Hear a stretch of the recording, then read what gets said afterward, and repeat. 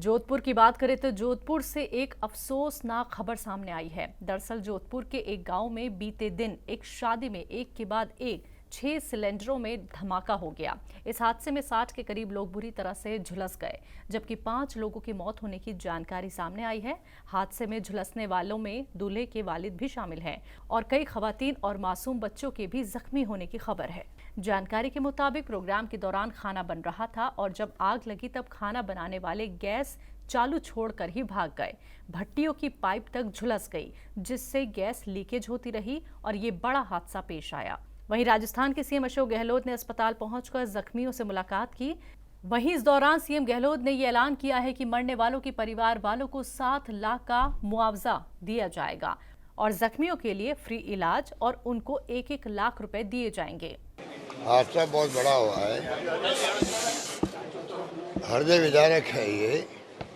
जो सुन रहा है प्रदेश के अंदर वो दुखी हो रहा है, क्योंकि 50-52 लोगों का एक साथ में इस प्रकार से ब्लास्ट होकर जल जाना, आप सोच सकते हैं 30, 40, 50, 60, 70, 80, 90% तक जले हैं।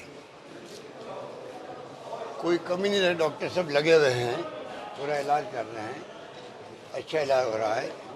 फिर भी मैंने कहा क्योंकि एक्सपोजर ज़्यादा जयपुर में होता है तो जयपुर की टीम और भेज देंगे और थोड़ा बहुत वहाँ देख लेंगे, असिस्ट कर देगी, सेव कर देगी यहाँ के डॉक्टरों को। यहाँ के डॉक्टर भी पूरी तरह लगे हुए हैं कि कैसे मतलब हम लोग बचा सकें। तो ये स्थिति है।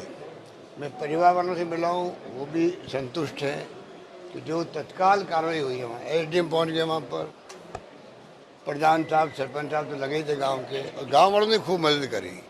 जिनमें जो गाड़ी थी, घोड़े थे, ले लेके आगे फटाफट टाइम ले लिया है, वो भी अच्छा है, अच्छा किया। तो सब तरीके से मैं समझता हूँ इलाज ठीक हो रहा है। कल रात को 3 डेथ हो गई, 2 पहले डेथ हो गई थी, तो अभी भी वो चिंताजनक स्थिति है। ये चिंताजनक स्थिति है क्योंकि जो 90%, 80% जले हुए हैं, 70% पे वो वेंटिलेटर पे भी है, पर कोशिश पूरी की जा रही है, ठीक है। और बाकी हम लोग अभी ये घटना पहले भी हुई थी यहाँ पर, तो अभी जो घायल है इलाज तो पूरा उनका फ्री हो गई होगा। उसके साथ में हम लोग 1 लाख रुपए उनको अतिरिक्त देंगे हर घायल को। और साथ में जो डेथ हो गई है, वो जो चिरंजीवी योजना अपनी मेडिकल वाली है, उसमें प्रति परिवार 5 लाख तो मिलेगा ही मिलेगा, वो तो अलग है। उसके अलावा 2 लाख रुपए हम लोग सीएम रिलीफ फंड और देंगे। पंजाब की मान सरकार ने इंडस्ट्रियलिस्ट के लिए एक बड़ा ऐलान किया है। उनका कहना है कि इंडस्ट्रियलिस्ट को एनओसी, सीएलयू और पॉल्यूशन सर्टिफिकेट्स के लिए दफ्तरों में चक्कर नहीं काटने होंगे। हम एनओसी, सीएलयू, ये दफ्तरों के जो चक्कर हैं उनको हम बिल्कुल बंद करना चाहते हैं। हम चाहते हैं आपने कुछ लैंड आपको मिली, डे आफ्टर रजिस्ट्री आप अपना भूमि पूजन करके अपना काम शुरू कर सकते हैं। चक्कर नहीं काटने पड़ेंगे, ये पोल्यूशन का मुझे चाहिए, ये सीएलयू चाहिए, इसके लिए ये, क्योंकि हम एक ही जगह पे इकट्ठा कर देंगे। रजिस्ट्री के साथ ही हमने उस दिन बात भी की थी, कोई ऐसा भी हम प्लान ला रहे हैं कि अगर सीएलयू का जो कलर कोडिंग कर दें, अगर स्टाम्प की कि ग्रीन कलर का स्टाम्प है, इट मीन्स आपने लैंड खरीदी और वो इंडस्ट्री के लिए आप यूज़ करो। ग्रीन कलर का स्टाम्प जो है वो सीएलयू कंसिडर किया जाएगा कि आपके पास सीएलयू है। और इंडस्ट्रियलिस्टों ने मुझे बताया उस दिन, सभी दोस्त मित्र मेरे, कि हम थोड़ा उसके लिए जितना सीएलयू का है उस स्टाम्प में बढ़ा लेते हैं, पैसे देने के लिए तैयार है, काम शुरू करो, बजाय इससे कि साल 1.5 साल सीएलयू नहीं मिलते। तमिलनाडु में चक्रवाती तूफान मेडूस के चलते तेज हवाएं चल रही हैं और समुद्र में ऊंची लहरें उठ रही हैं। चक्रवाती तूफान मेडूस चेन्नई के पास तट से गुजर सकता है।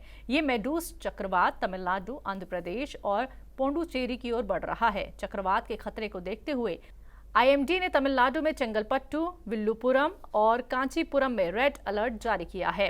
महकमा मौसमियात के अलर्ट के बाद तमिलनाडु सरकार ने 10 जिलों में एनडीआरएफ और एनएसएफ की 12 टीमों को तैनात कर दिया है। चेन्नई, विल्लुपुरम, कुड्डालोर और कांचीपुरम जिलों में सभी स्कूल कॉलेजों को आज बंद रखा गया। बंगाल की वजीर आला ममता बनर्जी अजमेर शरीफ की दरगाह पहुंची। सीएम ममता ने ख्वाजा साहब की मजार पर चादर पेश की और दुआ मांगी। सीएम ममता बनर्जी का कहना है कि वो यहां पे काफी समय से आना चाहती थी। उन्होंने कहा कि यहां आकर उन्हें सुकून मिला। इस दौरान सीएम को दरगाह की तस्वीर तोहफे के तौर पर दी गई। ममता बनर्जी दरगाह में जियारत के दौरान काफी खुश नजर आए। उन्होंने कहा कि मुल्क में सुख शांति के लिए दुआ की है और बंगाल में फिर से सत्ता में आने के लिए शुक्रिया अदा किया है। लोक जनशक्ति पार्टी सांसद चिराग पासवान ने संसद में बयान देते हुए ये कहा कि बिहार में आपराधिक मामले बढ़ रहे हैं और बिहार सरकार इस पर चुप बैठी है। Thank you speaker sir for giving me this opportunity. Sir, एक सांसद होने के नाते मैं भारतीय फेडरल स्ट्रक्चर को, संघीय ढांचे को भली भांति समझता हूं और इस बात को मैं जानता हूं कि कई अधिकार जहां केंद्र सरकार के पास होते हैं तो वहीं कई अधिकार राज्य सरकार के पास होते हैं, जिसमें कानून व्यवस्था यकीनन राज्य सरकार के अंतर्गत आती है। पर ऐसे में सर, अगर एक राज्य, और मैं अपने गृह राज्य की बात कर रहा हूं, बिहार से मैं आता हूं, वहाँ पे सर अगर आपराधिक गतिविधियाँ इतनी ज़्यादा बढ़ जाएँ, हत्याएँ इतनी ज़्यादा बढ़ जाएँ, तो ऐसे में सर ये संसद खामोश नहीं रह सकती। सर, मैं बिहार का जिक्र करना चाहता हूं जहां पे एक के बाद एक ऐसी हत्याओं का श्रृंखला वहां पे शुरू हुई है और जिसमें हर जाति, हर धर्म, हर मजहब के लोग उसमें अंकित हैं, भले वो व्यापारी वर्ग के लोग हों या गरीब पिछड़ा वर्ग से आने वाले लोगों पर सर खास तौर पर जिस तरीके से अनुसूचित जाति के लोगों को वहां पे टारगेट किया जा रहा है सर, और जघन्य अपराध हो रहे हैं सर। एक उदाहरण देना चाहूँगा सर मैं अरवल की घटना का। वहाँ पर सर एक पासवान परिवार से आने वाली महिला, उनको जिस तरीके से उनकी बेटी के साथ दुष्कर्म का विरोध करने के लिए और न्याय की मांग करने के लिए प्रशासन भी सर अपराधियों के साथ मिला हुआ था। ये रामजीत पासवान जी की उनकी धर्मपत्नी सुमन देवी अपनी 5 साल की बच्ची के साथ सर वो न्याय मांगने जाती हैं बार बार प्रशासन के पास। प्रशासन उनकी बात नहीं सुनता, परिणाम स्वरूप उनको जिंदा जला दिया जाता है। उनके घर में पेट्रोल छिड़क कर 5 साल की बच्ची को सर अपनी मां के साथ जिंदा जला दिया गया। सोचिए, वो बच्ची अस्पताल में, उनको मैं देखने गया था, वो बच्ची 5-6 दिन तक लड़ाई लड़ती रही जिंदगी मौत के साथ, न्याय की उम्मीद रखते हुए उसने दम तोड़ दिया। बेगूसराय की घटना सर, फिर एक पासवान महिला के साथ सामूहिक, 2 मिनट लूंगा सर, सामूहिक दुष्कर्म करके उनको अर्धनग्न व्यवस्था में सर उनके शरीर को खेत में फेंक दिया गया। सर, एक के बाद एक सर ये घटनाएं हो रही हैं। मैं जानता हूं सर अपनों को खोने का दर्द। 2 साल पहले मैंने अपने पिता को खोया, कल मेरी नानी का निधन हुआ है सर, अभी 24 घंटे नहीं हुए उनके अंतिम संस्कार को। सर, आज मैं यहाँ पे इसीलिए बोल रहा हूँ क्योंकि ये बिहारियों का आक्रोश है सर, और राज्य सरकार इस पे पूरी तरीके से खामोश है। इसीलिए सर मैं चाहता हूँ कि संसद से उन पीड़ित परिवारों को न्याय मिले। तमाम इसका स्वतः संज्ञान लेते हुए केंद्र सरकार इस पे कार्रवाई करे और सीबीआई जांच इन तमाम विषयों पर की जाए। धन्यवाद। खबर जम्मू कश्मीर से जुड़ी। पुंछ में ट्रैफिक पुलिस ने अचानक नाकाबंदी कर वीरान सड़क पर स्टंट करने वालों को धर दबोचा। पुलिस ने रूल्स तोड़ने वालों के खिलाफ कड़ी कार्रवाई की और साथ ही कई गाड़ियों को मौके से जब्त किया। ये डेली रूटीन की तरह जब सिटी में नाका लगता है तो इसमें हमारा जो स्ट्रेस रहता है, खासकर जो क्रैश हेलमेट नहीं डालते हैं, जो डेंजरस ड्राइविंग करते हैं, ओवर स्पीड चलते हैं और उसके बाद जो विदाउट ड्राइविंग लाइसेंस चलते हैं। तो थोड़ी देर पहले मैंने 2-3 मोटरसाइकिल सीज़ किए हैं, जिसमें एक मोटरसाइकिल था वो modify of silencer without number plate, तो उसको मैंने सीज़ किया है। उसके साथ एक मैंने और सीज़ किया है जो रेसर गाड़ी है यामा, वो भी मैंने सीज़ किया है, उसको मॉडिफाई ऑफ साइलेंसर, जो उन्होंने साइलेंसर को चेंज किया था। तो सुबह से हमने तकरीबन काफ़ी चालान किए हैं मोटरसाइकिल के, चाहे 4 व्हीलर हो चाहे 2 व्हीलर हो, और 4-5 जो मोटरसाइकिल मैंने सीज़ किए हैं। दिल्ली एमसीडी चुनाव में चांदनी महल से आम आदमी पार्टी के उम्मीदवार आले मोहम्मद इकबाल ने भारी मतों के साथ जीत दर्ज कराई है। हमारे नुमाइंदा मोहित शुक्ला ने उनसे खास बातचीत की है। क्या कुछ कहा उन्होंने, आइए आपको सुनवाते हैं। खूब हुआ था शोर शराबा, खूब हुआ बवाल, सबसे ज्यादा वोटों से जीत गए हैं आले मोहम्मद इकबाल। आले मोहम्मद इकबाल साहब हमारे साथ हैं, बहुत स्वागत है आपका सर तहजीब टीवी पे। सबसे पहले मैं आपसे सवाल लेना चाहूँगा, वो कौन कौन से ऐसे मुद्दे थे जिन्होंने आपको सबसे ज़्यादा वोटों से जिता दिया? लगभग 17,000 वोटों से एक बाढ़ के अंदर जीतना और जीत के सामने दावेदारी पेश करना कितनी बड़ी चुनौती थी, और कौन कौन से ऐसे मुद्दे थे जो ध्यान में थे? देखिए, चुनौती उनके लिए होती है जो ज़मीन पर नहीं होते, और मैं ये समझता हूँ कि मेरा ये तीसरा चुनाव है। जनता ने मुझे अल्हम्दुलिल्लाह हैट्रिक कराई है और इस हैट्रिक के अंदर ये मेरी लाइफ का पहला ऐसा चुनाव है जो जनता ने मुझे लड़वाया है, ना कि मैंने चुनाव लड़ा है। क्योंकि जो जनता के बीच में पिछले 10 साल से हूँ, उनका नुमाइंदा बन के हूँ। पहला चुनाव तुर्कमान गेट से वार्ड 84 से लड़ा, 7,500 वोट उसमें लिए। दूसरा चुनाव दिल्ली गेट से लड़ा, तकरीबन 12,000 से ज़्यादा वोट, 12,500 वोट दूसरे चुनाव पे लिए। तीसरा चुनाव आज चांदनी महल वार्ड से लड़ा, जिसमें 19,199 वोट लिए। 7,500 पहला चुनाव, दूसरा चुनाव 12,500, तीसरा चुनाव 19,199, तकरीबन 20,000 का एक मार्जिन को मैं टच कर रहा हूँ। तो इसका मतलब पब्लिक ये एक्सेप्ट कर रही है कि हमने जो पब्लिक के बीच में काम किए हैं, पब्लिक ने उसका रिस्पांस दिया, और ऐसा रिस्पांस दिया कि पूरी दिल्ली में 250 सीटों के अंदर एक बहुत बड़ी जीत जनता ने मुझे दी। ये कहीं ना कहीं दर्शाता है कि पब्लिक ने मेरे कामों को सराहा, हमारी मेहनत को सराहा।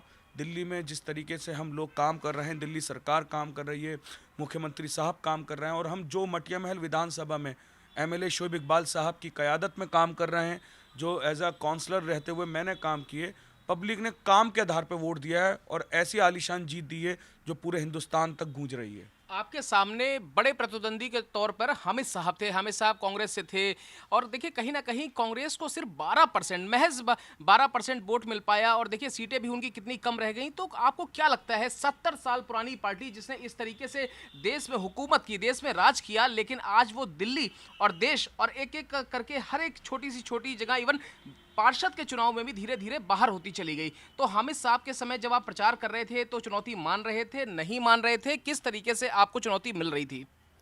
देखिए, हामिद साहब को कभी चुनौती नहीं माना। कांग्रेस एक विपक्ष के तौर पे मेरे सामने खिलाफ लड़ रहा था। मैंने हमेशा कहा है और मैं कहता हूँ, कांग्रेस में भी रहा था, कि कांग्रेस को कोई नहीं मार रहा, कांग्रेस को इंटरनल पॉलिटिक्स मान रही है।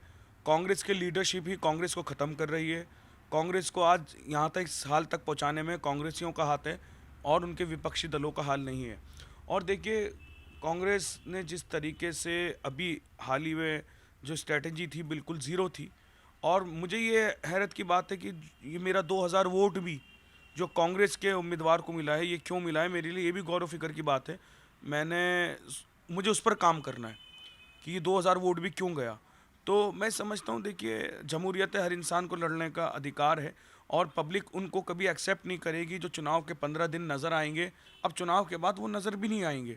पब्लिक उन्हीं को सराहती है, उन्हीं को पब्लिक का आशीर्वाद और दुआएं मिलती हैं, जो 24 घंटे 365 दिन ज़मीन पर होते हैं और जनता की आवाज़ उठाते हैं, उनके दुख सुख में उनके साथ होते हैं, जनता के दर्द को अपना दर्द समझते हैं, जनता की परेशानियों को अपनी परेशानी समझता है। तो मैं समझता हूँ, चाहे कांग्रेस हो या उसमें बीजेपी हो, दोनों की यहाँ पे ज़मानत ज़ब्त हुई है।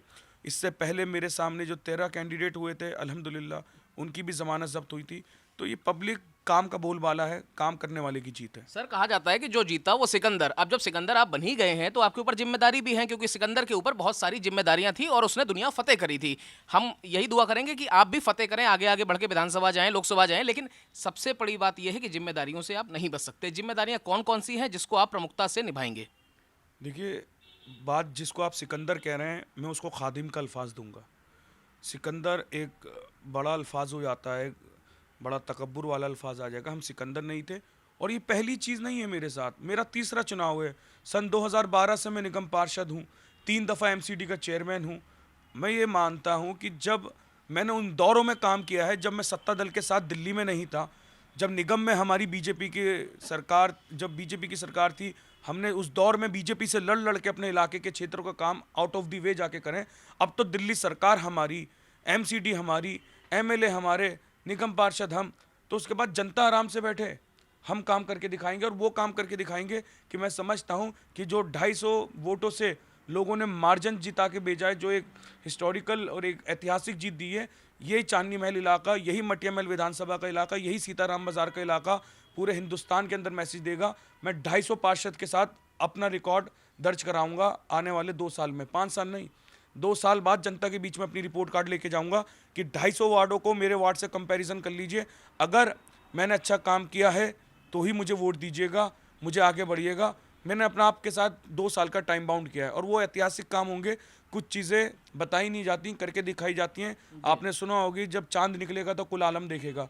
तो जो हमारा काम है वो खुद बोलता है, जनता बोलती है हमारे काम, तो हम अपने काम के आधार पर जनता के बीच में होंगे। सर, आपके फादर साहब एक बड़ी ही नफीस शख्सियत रहे हैं, उनसे बहुत कुछ आपने सीखा भी होगा। और देखिए, राजनीति के गुरु, हमेशा ये कहा जाता है कि राजनीति के गुरु या फिर पहलवानी के गुरु अपने लोग परिवार से, अपने आनुवंशिक तौर पर सीखते हैं। आपने अपने फादर साहब से क्या कुछ सीखा, और जो सीखा उसने इन चुनावों में आपको कितना फ़ायदा पहुँचाया, और राजनीति में कौन से ऐसी चीज़ें हैं, कौन से ऐसे वो दांव पेच हैं जो अभी उनसे सीखना बाकी हैं? देखिए, हमने उनसे काम कैसे करे जाते हैं, जनता के बीच में कैसे रहा जाता है। शोएब इकबाल साहब अपना आप में एक इंस्टीट्यूशन ऑफ पॉलिटिक्स हैं। शोएब इकबाल साहब अपना आप में एक राजनीति का एक स्कूल है, राजनीति के कॉलेज हैं, जिन्होंने सिर्फ मुझे ही नहीं, मुझ जैसे सैकड़ों कार्यकर्ताओं को, मैं भी उनका एक कार्यकर्ता हूँ, घर में बेटा हूँ, बाहर निकल के एक कार्यकर्ता के तौर पे हूँ, मुझ जैसे जितने मेरे साथी बैठे हुए हैं, सब शोएब इकबाल साहब से सीखकर आज आवाम की खिदमत ज़मीन पर कर रहे हैं। तो शोएब इकबाल साहब वो शख्स हैं जिन्होंने सैकड़ों काउंसलर्स अपने इस इलाके में से बनाए, निकाले, लोगों ने उनकी ज़बान पे यस करा, उन्होंने जब जब जिसको सपोर्ट करने को कहा, आवाम ने उसको सपोर्ट करा। और ये बात अलग है, वो लोग इधर उधर दाएं बाएं दूसरी पार्टियों में भाग जाते हैं, क्योंकि उनके नाम से, उनके काम से ऊपर वाला अल्लाह ताला जिता के भेजता था। तो मैं समझता हूँ कि शोएब इकबाल साहब से जितना सीखा जाए, शोएब इकबाल साहब काम की, नॉलेज की और सियासत की एक समंदर हैं, और समंदर का जैसे अंत नहीं है, तो शोएब इकबाल साहब के कामों का भी कोई अंत नहीं है। काम थक सकते हैं मगर शोएब इकबाल साहब नहीं थक सकते। आखिरी सवाल मैं आपसे लेना चाहूँगा, 365 दिन 24 घंटे जनता के लिए आपके दरवाजे खुले रहेंगे? देखिए, नई बात नहीं है, तीसरी बार हूँ जी। 24 घंटे 365 दिन ये आम बात है।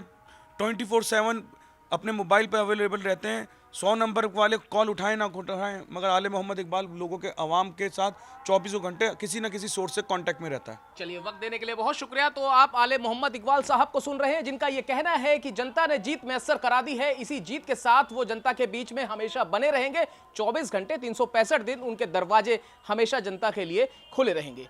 कैमरा पर्सन रागिब खान के साथ मोहित शुक्ला, तहजीब टीवी, दिल्ली।